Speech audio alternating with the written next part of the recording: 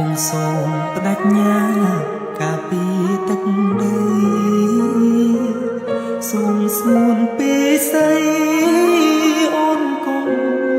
សោកាបងជាយុធីកាពីរដ្ឋាតស៊ូ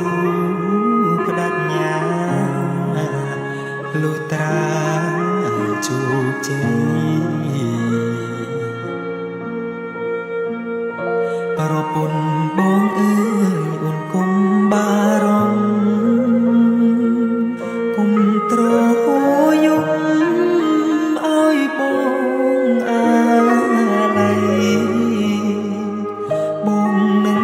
វិលវិញទេណា